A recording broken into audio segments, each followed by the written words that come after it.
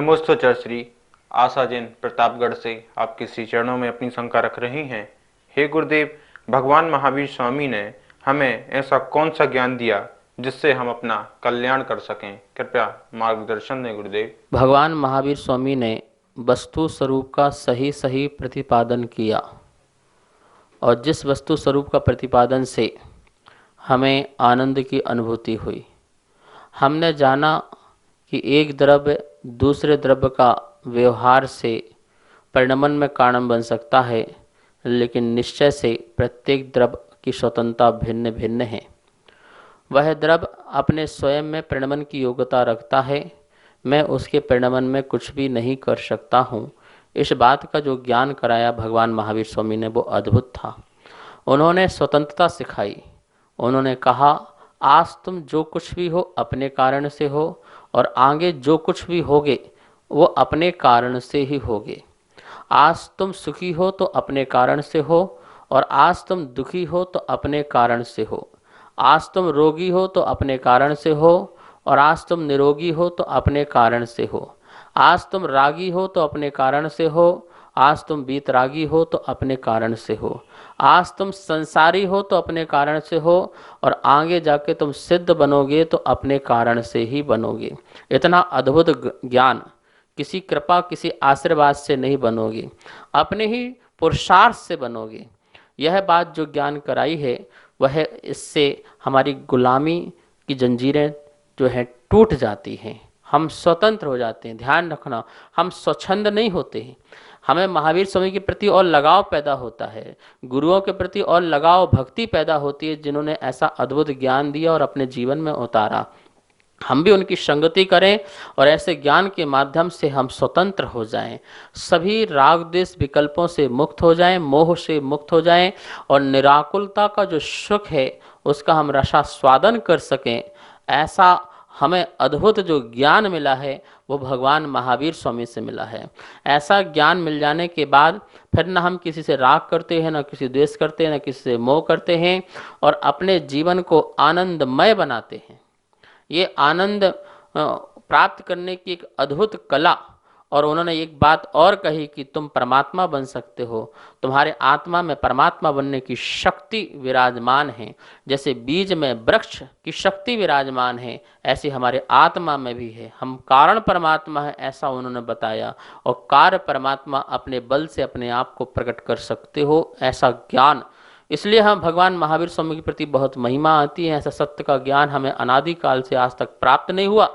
जो ज्ञान आपसे प्राप्त हुआ है शास्त्र के माध्यम से, आगम के माध्यम से और गुरु के माध्यम से, तो इस ज्ञान की महिमा के कारण हम उनकी बहुत भक्ति करते हैं, उनका बहुत सम्मान करते हैं, हम उनका बहुत आदर करते हैं, हम उनकी अर्चना करते हैं, हम उनकी पूजना करते हैं, हम उनको नमस्कार करते हैं, हम उनको वंदन करते हैं कि हमारा अनंत संसार में भ्रमण का जो कारण था वो समाप्त हो गया।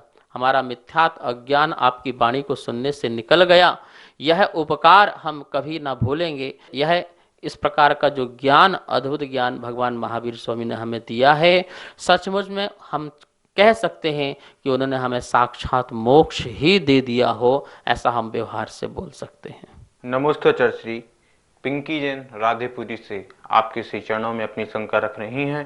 हे गुरुदेव, जब हम छोटे थे तो बहुत धर्म करते थे, मुनि महाराजों को, माता जी को बहुत आहार दान देते थे, बहुत धर्म में आगे रहते थे, लेकिन अब बड़े हो गए हैं तो आलस आता है, तो ऐसा क्यों हो रहा है? कृपया समाधान करें गुरुदेव। छोटे अवस्था में हमें माता पिता ने संस्कार दिए तो हम बहुत धर्म करते हैं, क्योंकि उस समय हमारे पास कुछ जिम्मेवारियां नहीं होती हैं और हम स्वतंत्र रूप से धर्म कर सकते हो। माता पिता का उस समय दबाव भी होता है, उस समय उनका भय भी होता है, तो हम बहुत अच्छी तरीके से धर्म का पालन करते हैं। लेकिन जैसे जैसे हम बड़े होते जाते हैं, हम अपने आप में अहंकार पैदा करते जाते हैं, अपने अंदर बहुत सारी महत्वाकांक्षाएं पैदा करते जाते हैं और अनंत आकाश आकांक्षाओं का हम सामने खड़ा कर लेते हैं।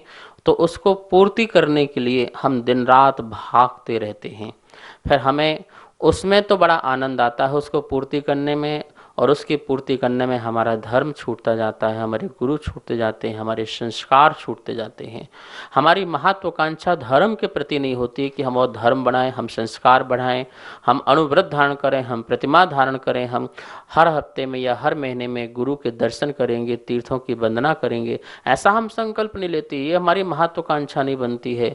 हम परमात्मा होंगे, हम भी भगवान महावीर जैसे बनेंगे, ऐसी महत्वाकांक्षा हमारे अंदर पैदा नहीं होती है।